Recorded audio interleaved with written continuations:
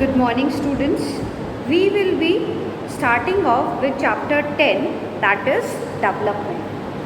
In chapter development, the basic things which have been touched are what is development, क्या होता है, क्या phenomena है, exactly meaning क्या है.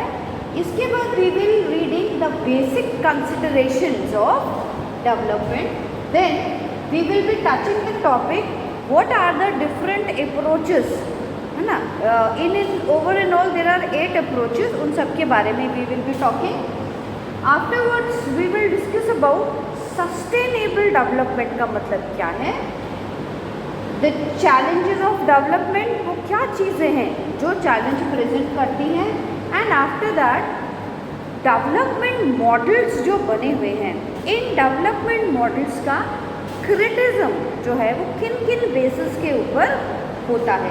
These all are the topics which are being covered here in this chapter. So let us begin up with first of all what we need to understand is कि भाई basically development होता क्या है. देखो, development is a movement upward of a whole system of interdependent conditions as a complex process in which economic growth is only one of the general category of casually relevant conditions. In other words, development means continuously changing and dynamic concept. Changes plus growth, दोनों चीज़ एक साथ होती है. देखो, हम development में क्या समझते हैं कि कैसे इस पोजीशन से हम ऊपर उठे, फिर उससे और ऊपर उठे. डेवलपमेंट खाली इकोनॉमिकली ग्रोथ की बात नहीं करता है. डेवलपमेंट हमेशा ओवरऑल ग्रोथ की बात करता है. अब ओवरऑल ग्रोथ की बात कैसे करता है? सोसाइटी में जो इल ट्रीटमेंट्स चल रहे हैं वो ख़त्म हुए या नहीं, वो रिमूव हुए या नहीं, सारे जो लोग हैं they are living with harmony, living conditions of all the people, they have been improved or not, na, or economic condition has been improved or not, we are living with basic amenities of life or not. ऐसे बहुत सारी बातों के बारे में development बात करता है. तो डेवलपमेंट का मतलब एक छोटी सी डेफिनेशन में एक्सप्लेन कर देना पॉसिबल नहीं है, हालांकि करा है बहुत लोगों ने. Development is a continuous journey which never stops. लगातार हम चलते ही रहते हैं. For an example, you have scored let's say 75% in your board exams in class 10. तो हम चाहेंगे कि 11th में हम उससे कुछ और अच्छा स्कोर करें, 12th में उससे अच्छा स्कोर करें. तो हम क्या है, हम डेवलपमेंट कर रहे हैं. The mean of development is also different for everyone. Last year हमारा यार स्कोर 99% रहा ह्यूमैनिटीज़ का. तो इस साल मैं और प्रवीण सर क्या चाहेंगे तुम्हारे बैच से कि 99+4 हो. तो इस तरह सभी डेवलपमेंट के बारे में बात करते हैं. So it is a continuous journey जो कभी भी रुकती नहीं है ना. तो कभी नहीं रुकता है डेवलपमेंट. सेकेंड, हम आते हैं, सबसे पहले रफली सारे टॉपिक्स को टच करेंगे हम. सेकेंड टॉपिक जिसकी हम बात कर रहे हैं दैट इज बेसिक कंसेप्ट. क्या है basic consideration of development? If we talk is like development should not be discussed in term of economic development alone. The political development seems to be consist of increasing rationality, secularism, equality, partition in the political system. Now, as a regard the social component of development, it seems to consist of such features as accent on rationality, or we can say as opposed to reliance on traditional and customs, transformations or obligations from network of individual, family, group relations, है ना, into obligations to the community and selection by achievement rather than by aspiration. Desire क्या है वो ज़रूरी नहीं है, आपने उस डिज़ायर को अचीव करने के लिए आप कहाँ तक पहुँचे ये ज़्यादा इम्पॉर्टेंट है। तो बेसिक कंसिडरेशन क्या है डेवलपमेंट का, छोटे लेवल से शुरू करके human being as an individual से we will be beginning and we will reach to the top level of the society. क्या है, पूरा नेशन को लेके एक एक फेज का डेवलपमेंट होना चाहिए। पॉलिटिकल सिनेरियो में भी डेवलपमेंट होना चाहिए, सोशल सिनेरियो में भी डेवलपमेंट होना चाहिए, हर जगह ये चीज़ बढ़ती जानी चाहिए। Next topic here is different types of different approaches of development. So over and all बहुत सी चीज़ें हैं, ऐसा नहीं है, लेकिन 8 approaches are important. Market friendly approach, Gandhian approach, dependency approach, diffusion approach, communist model of development, psychological approach, alternative development approach, amendment central development. ये वो चीज़ें हैं जिनके बिना हम वी कैन से कि हम प्लान आउट नहीं कर सकते, हम जर्नी जो है उसको बिगिन नहीं कर सकते हमारी डेवलपमेंट की। Next topic which we will be discussing here is sustainable development. Sustainable development is development that meets the well-being and needs of the present as well as future generation. Sustainable एक साथ चल, हम उतना ही लें जितना हमें require है। Whatever assets we are snatching from nature, हमारी आने वाली जनरेशन के लिए भी चीज़ें बचनी चाहिए। तो डेवलपमेंट, सस्टेनेबल डेवलपमेंट 12th में बहुत डिटेल में पढ़ेंगे आप लोग। मतलब हम इतना ही लें कि हमारी प्रेजेंट जनरेशन का काम भी चल जाए और आने वाली जो हमारी जनरेशन है उसके लिए भी हम काफ़ी चीज़ों को छोड़ जाए।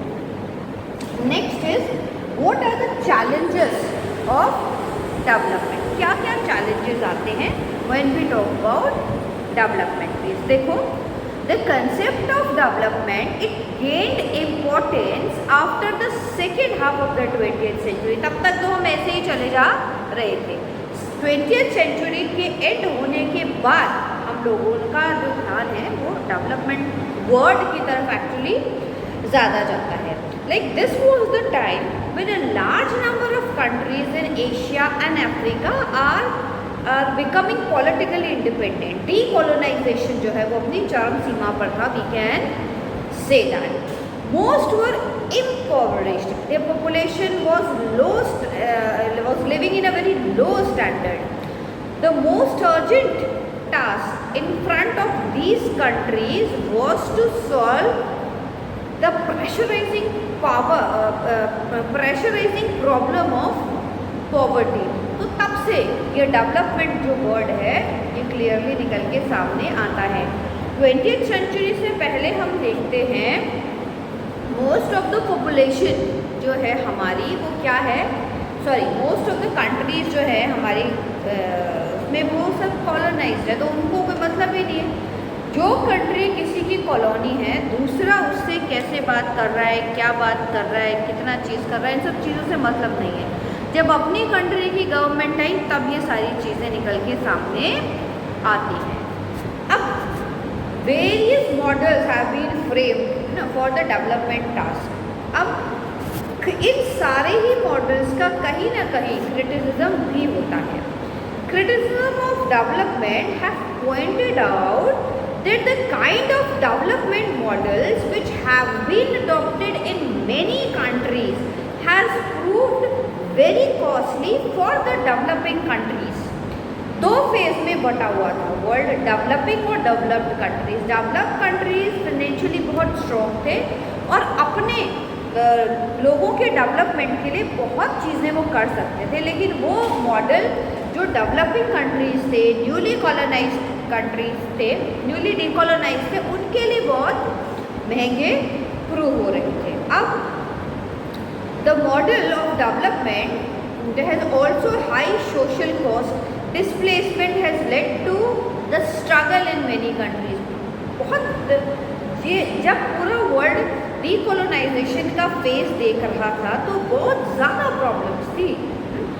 तो उस वक्त डेवलपमेंट का मतलब सबसे पहले तो ये था कि एटलीस्ट अपने कंट्री के लोगों को भरपेट खाना वो खिला सके, पहली रिक्वायरमेंट थी। क्योंकि बहुत सारी लैटिन अमेरिकन और अफ्रीकन कंट्रीज ऐसी थी तो जहाँ पर लोग जो है they were not able to feed their people nicely twice a day.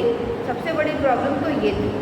तो ऐसी बहुत सारी चीज़ें थी जो मतलब जो डेवलपमेंट का मॉडल डेवलप्ड कंट्रीज़ ने बना लिया अपने लिए। ये ज़रूरी नहीं है कि बाकी कंट्रीज़ के लिए भी उसको मान लिया जाए या हम ये मान लें कि इसको फॉलो करके क्योंकि ये डेवलप हुए हैं इसलिए हम भी डेवलप हो जाएंगे। तो बहुत सारे मॉडल्स का जो क्रिटिसिज्म है वो करा गया।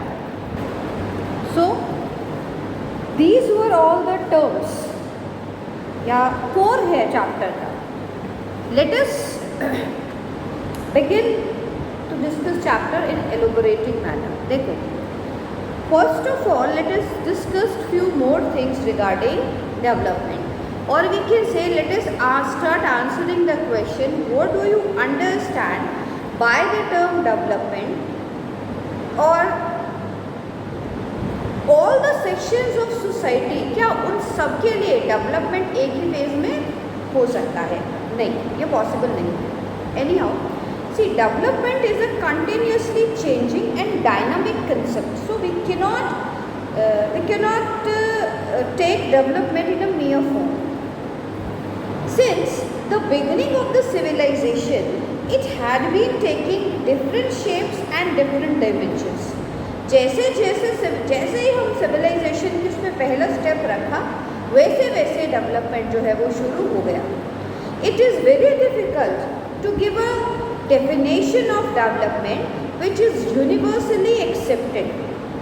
Some have defined development in terms of increase in national economy, while some other include social progress and some in terms of involvement in political system. Thus, we can say that development is a complex phenomenon comprising many dimensions: social, political, economical, administrative level, सभी चीज़ों में development जो है उसको हम मिला के चलेंगे तभी हम देखते हैं कि एक सही चीज़ जो है वो निकल के सामने आ रही है। That is why we speak of political development, economic development and social development. जब भी हम डेवलपमेंट की बात करते हैं ऐसे अलग अलग बात करते हैं। एक प्रोफेसर कॉलोमन गीगर हुए हैं, वो क्या कहते हैं, development means change in plus growth. Actually ये बिल्कुल सटीक डेफिनेशन है, हम कह सकते हैं। टी.एन. चतुर्वेदी के अकॉर्डिंग हम कहें तो it is a process which stands for transformation of society. तो मतलब ये यही है development. In short, development is a process of improving the well-being of people. It is about raising the standard of living of the people, improving their educational, health, etc.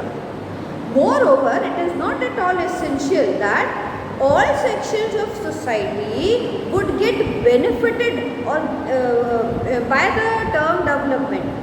In the process of development, it is possible that some sections of society may benefit while others may have to suffer loss of their land, their homes and many more. तो जब plan out किया जाता है development का model तो कुछ को नुकसान भी हो सकता है। हालांकि गवर्नमेंट जो है वो कोशिश करती है कि उस सारे नुकसान की जो भरपाई है वो लोग कर दें, लेकिन फिर भी हम ऐसा ज़रूरी नहीं मान सकते इस चीज़ को कि एक के लिए डेवलपमेंट भी दूसरे के लिए डेवलपमेंट ही होगा। सो इन शॉर्ट और overall we can say that development is process जो कि कभी रुकता नहीं, कभी बंद नहीं होता। बहुत सारे स्फीयर्स हैं जिनमें वो कंटिन्यू क्या है, बढ़ता ही चला जाता है ना। उससे development is a continuous journey, जिसको रोक पाना या रोकना दोनों जो हैं वो मुश्किल है। And with the course of time, we can say with the course of time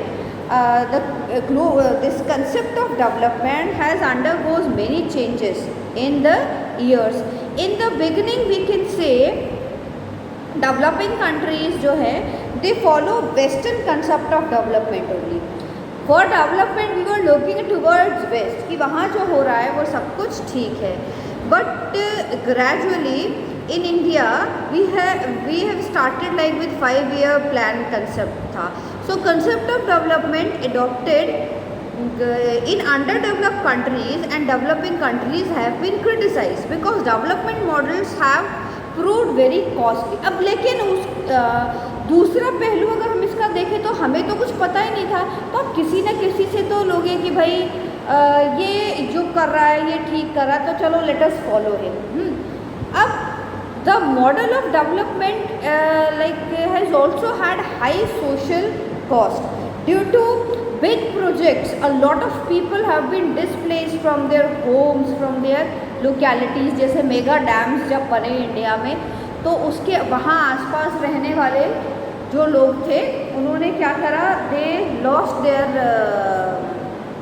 जो उनका नेचुरल हैबिटेट था, जानवरों का भी वहाँ से भी उनको हटाना पड़ा, तो नुकसान भी हुआ। लेकिन इन फ्यूचर सारी चीज़ों को सिस्टमाइज करने के लिए मेगा डैम प्रोजेक्ट्स भी ज़रूरी थे, तो उनको डिस्प्लेस किया गया।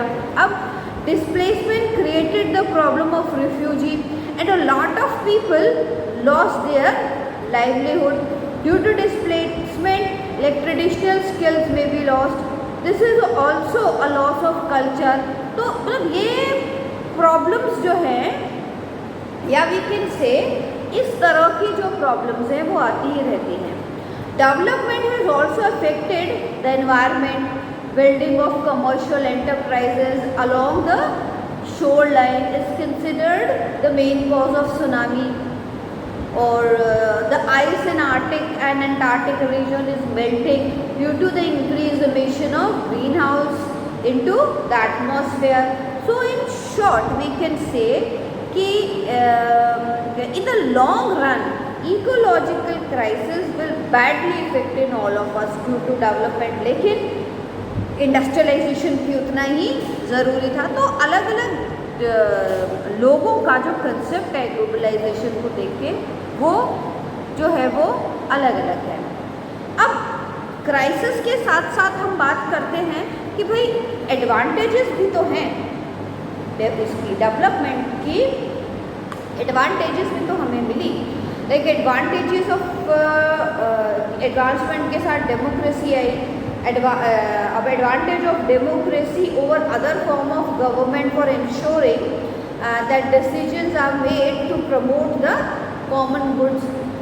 ये डेवलपमेंट ही तो हुआ, पहले मोनार्ची था, मोनार्ची से हम चेंज होते होते डेमोक्रेसी पे आए, तो कितनी हमें मदद मिली।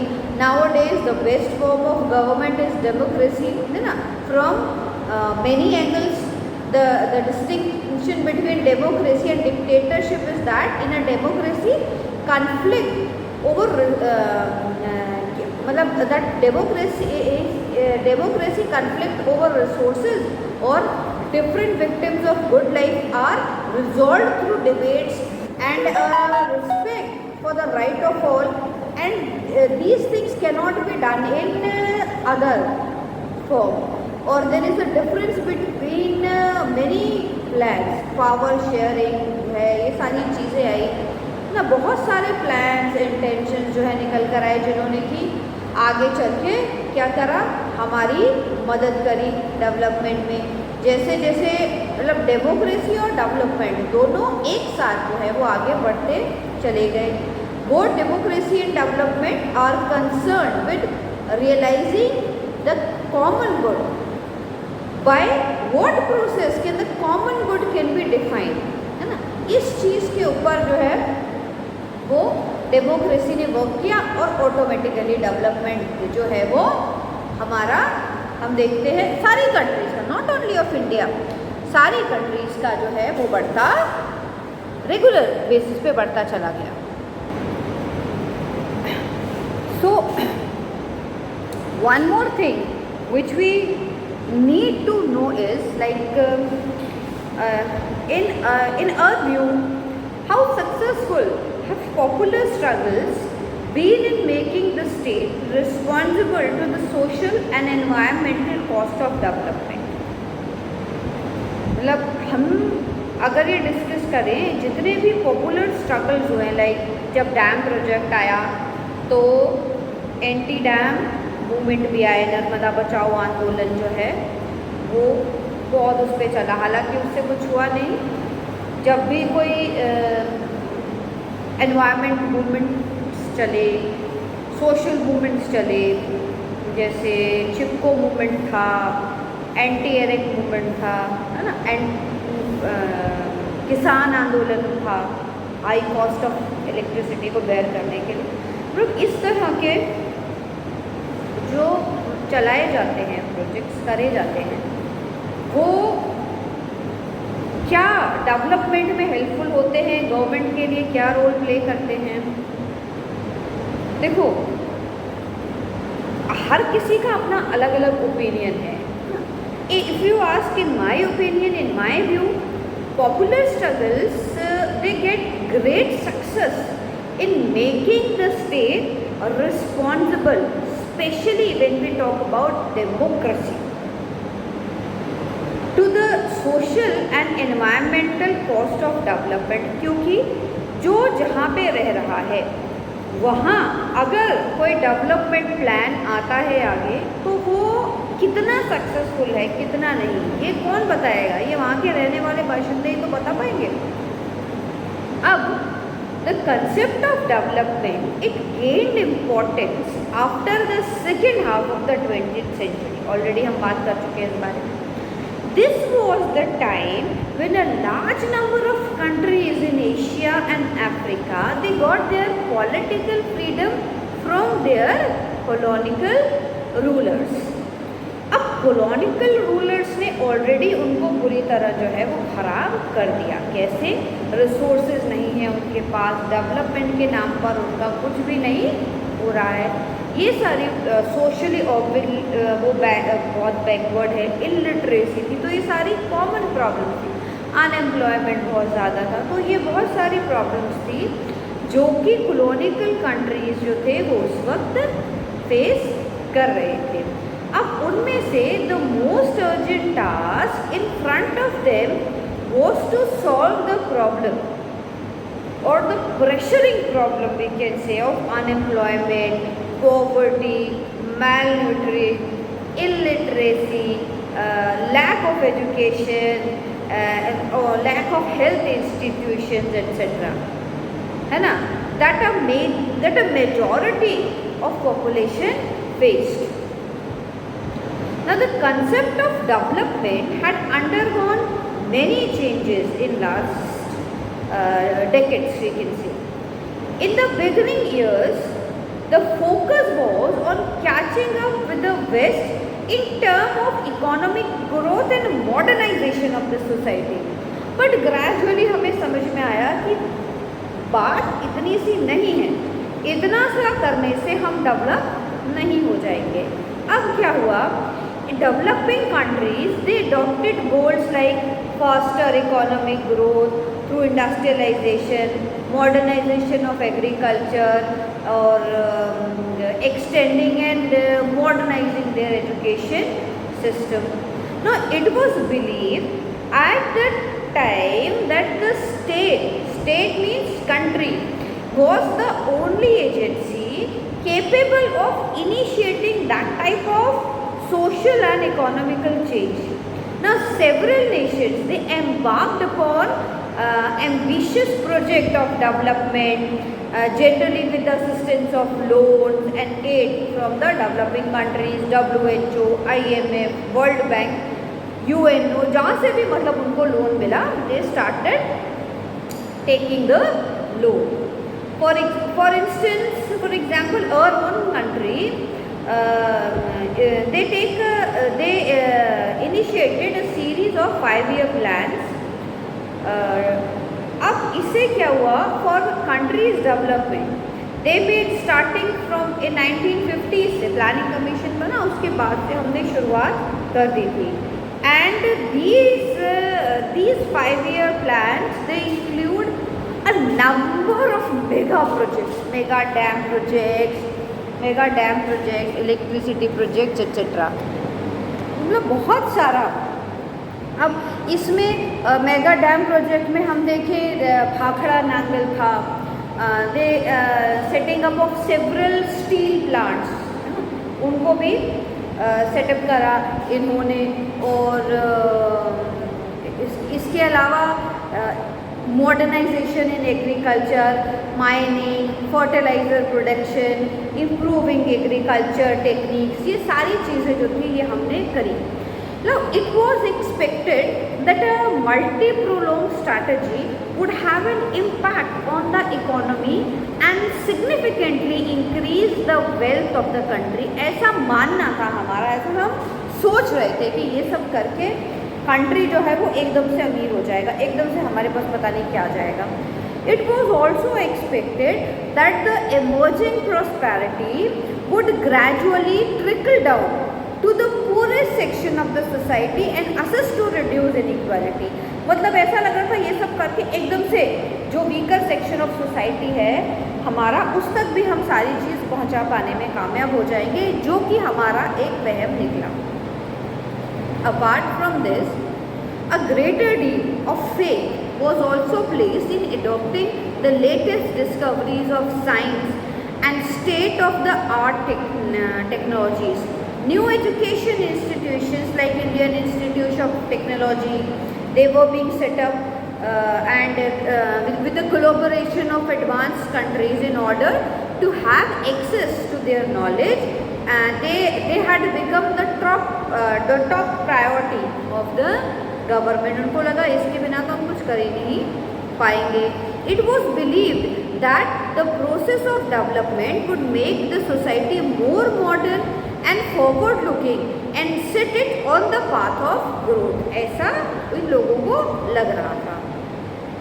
However, we say the model of development adopted by India and other countries has come under a great deal of criticism over the years, and this has led to some rethinking about the objectives and process of development today. हम example लेते हैं, चलो इसका कैसे ये हुआ. देखो, the opponents of Sardar Sarovar dam, they challenge the authorities of government, central government and state government. They claim that almost 1 million people have been displaced. They lost their land through submergers or constructions and consequently lost their livelihood.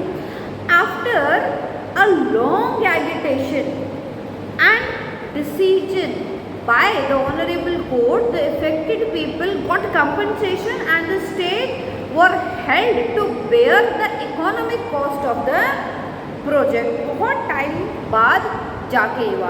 तो अगर जो ये social movement नहीं चलाया जाता, anti dam project नहीं चलाया जाता, तो क्या होता, ये बात कभी भी पहुंचती नहीं, शायद गवर्नमेंट तक ये बात पहुंचती नहीं कि इस तरह की जो दिक्कत है वो भी आ रही है अब, है ना. तो इस तरह से इस मूवमेंट ने हमारी हेल्प करी. एक और एग्जाम्पल लेते हैं हम. Some well known environmental group including Greenpeace, एक बहुत बड़ा एनवायरमेंटल ग्रुप है जो एनवायरमेंट के ऊपर काम करता है. वर्ल्ड वाइल्ड फंड, और in India we have Chipko movement which emerged to protect the Himalayan forest. Such groups try to pressurize government, है ना, to modify their industrial and development policies in the light of environmental goals too. Like in democratic state, proper slogan like रोटी कपड़ा और मकान, गरीबी हटाओ, बिजली सड़क पानी, they convey the needs, like it is important for an individual to live a dignified life, है ना, and to pursue his desires, his aspirations. So freedom from wants or deprivation is largely to effectively exercising one choice in pursuing one desire. तो ये जितने भी होते हैं projects इस तरह से मदद करते हैं गवर्नमेंट तक ये बात पहुंचाने के लिए कि कहाँ पर हमको रिक्वायरमेंट है गवर्नमेंट की, तो ये हमेशा ही फ़ायदा करते हैं. सो दिस वाज कि जो सोशल मूवमेंट्स वगैरह कितना हेल्प करते हैं. Now let us analyse the concept alternative conception of development. देखो, we can point out some of the limitations of the model of development pursued as far by the different countries and different societies. See, पहला तो जो criticism है वो ये है कि there have been huge cost for both human and environmental of development policies, and the cost and benefit of development have been unequally distributed among the people. The strategies of development adopted in the most countries have been top down, that is the selection of development priorities and strategies and the actual implementation of the projects were all generally decided by the higher level of the political leadership and bureaucracy. Common public को तो include ही नहीं किया उन्होंने, तो उनकी जो common public की क्या प्रॉब्लम्स है, उन्हें क्या चाहिए, वो चीज़ें निकल के सामने नहीं आई. Next we see there was often little consultation with the people whose lives would be most immediately affected by the development project. उनसे कोई पूछता ही नहीं. Neither was people's experience and their knowledge acquired over centuries utilized, nor were the interests taken into account, like issues of rights, equality, freedom, justice and democracy. They all have been raised in the process only. The above mentioned limitations were so true of democratic nation as the dictatorial ones. Development in this way becomes a process designed and implemented by the ruling section in the country, who have to generally be the main beneficiaries of the most development projects and schemes. अपने हिसाब से जो है वो बना लेते थे और काम होता चला जाता था. So the above points are clearly indicating that there is a direct need to think of alternative way of understanding and pursuing development which are equitable and sustainable. Common public का इन्वॉल्वमेंट जो नहीं किया गया उसका खामियाजा आगे चल के भुगतना पड़ा उन सभी कंट्रीज़ को जिन्होंने कि इन्वॉल्वमेंट जो है वो कॉमन पब्लिक का हम कहते हैं इन्वॉल्वमेंट नहीं दिखाया. उन सभी को कहीं ना कहीं इसका जो है खामियाजा भुगतना पड़ा. देखो, next we will be moving to the models approaches. सबसे हमने 8 अप्रोच की बात की थी, लेकिन उन 8 में से जो सबसे इम्पोर्टेंट है, सबसे ज़्यादा पढ़ी जाती है, वो है गांधीयन अप्रोच. तो हम भी गांधीयन अप्रोच के बारे में बात करेंगे. Gandhi was a peculiar mixture of opposites. If you read Gandhi, if you have watched Gandhi, तो आप देखोगे बिल्कुल अपोजिट, कई बार वो बहुत अपोजिट चीज़ें जो हैं वो बोल जाते हैं. He was not a Marxist, but he did care for the poor and lonely people who belongs to the lower caste, lower standard. He was not a socialist, but he liked to do his own work himself without employing anyone for his job. He was not a capitalist, but he had always advocated a self-sufficient economy. He was not a liberal, but he did not want to deprive the capitalist of his property. So, अब इन सब में हम देखें तो भी देखें, he was a Marxist, he was a socialist, he was a liberalist, he was an anarchist, all of his own rights जो चाहते थे. Gandhian view of development was not in any case a model of material development. He was a great critic of Western capitalist system for its being explosive and oppressive. ऐसा उन्हें लगता था, है ना. Gandhi ji waste की साइड नहीं देखना चाहते थे, है ना. जैसे हमारे मोदी जी कहते हैं सब कुछ अपनी कंट्री में होगा, ये भी इसी चीज़ को मानते थे. By development, he did not mean accessibility to all materialistic comfort, but the one which led to the development of an individual and his personality, his virtues, his values, his own self. All material development which the world had attained through private property did not attract Gandhi. उनके लिए development का मतलब केवल materialistic development नहीं था, human being का overall जो है वो डेवलपमेंट होना चाहिए. He regarded possession as a crime by saying, क्या उन्होंने बोला भी था इस बारे में, that I can only possess certain things when I know the others who also want to possess similar things are able to do so. कि आप उतना ही रखो जितना रिक्वायरमेंट है. उनके according 1 bedroom hall is sufficient for a person. तो क्यों इतने बड़े बड़े विलास बनाने हैं, खरीदने हैं, भाई बाकी लोगों को भी ज़रूरत है ना. उनके वहाँ तक भी चीज़ें जाने दो, ऐसा गांधी जी का मानना था. Gandhi is view that is immortal to have more than one needs is a view which is more profound than prouding. सिर्फ प्राउड शो करने के लिए जो चीज़ें हम पजेस कर रहे हैं वो गलत है. गांधी जी नहीं मानते थे, वो ये सब नहीं चाहते थे.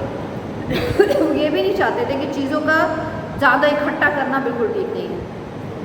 Gandhi ji believe that it is God who pervaded everything and hence nothing belongs to any particular person or a particular government or a particular country.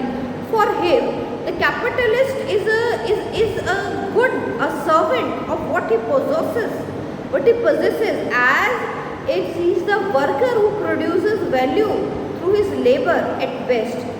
Now, capitalist is a trustee. मिलता है कि कैपिटलिस्ट इकोनॉमी में trusteeship जो है वो करी जाए, जिससे कि जिसको जितनी रिक्वायरमेंट है वहाँ तक पहुँचा जाए. तो इसमें हम देखते हैं हमें मार्क्सिज्म की झलक गांधी जी में हमको यहाँ पर हम देखते हैं नज़र आती है. This was the crux of Gandhi theory of trusteeship. और इसमें मार्क्स को फॉलो किया उन्होंने. Gandhi thought of economic equality as one where the need of all who are satisfied to each according to his needs. कि जिसको जितनी रिक्वायरमेंट है, भाई मुझे 4 जोड़ी कपड़े की रिक्वायरमेंट है ह्यूमन बीइंग को, तो उतना ही रखे, इतना फालतू में इकट्ठा करने की ज़रूरत नहीं है. क्योंकि आप जितना ज़्यादा कलेक्ट कर रहे हैं तो कहीं ना कहीं किसी और को वो नहीं मिल रहा है ना. ऐसा गांधी जी को मानना, वो ऐसा कहते थे. Further we see that with firm belief in non-violence, Gandhi's view of development was what may be learned as the Sarvodaya, the welfare of all. अगर सभी का भला करते हुए हम चलेंगे तो ऑटोमेटिकली हमारी सोसाइटी ग्रो होती चली जाएगी. अब वो कहते थे we must be humble and very to the lowly, है ना, to the worker, to the capitalist, to the landlord. To an extent, Gandhi ji was very close to Marx here, but there was a difference between Marx and Gandhi ji. Gandhi ji sought society with class without antagonism, without destroying the individual, without the conversion, he believes in the fair conversion of human being. असली इंसानियत निकल के सामने आए, ऐसा गांधी जी का मानना था। As Gandhi ji was a very simple man, है ना, he says that India is a land of villages और यहाँ पर जो रह रहा है सब ठीक होगा। तो बहुत बेसिक चीज़ों के साथ गांधीयन डेवलपमेंट कंसेप्ट जो है वो आता है। सबसे सिंपल फॉर्म है development form. So this was all about this chapter. Thank you very much.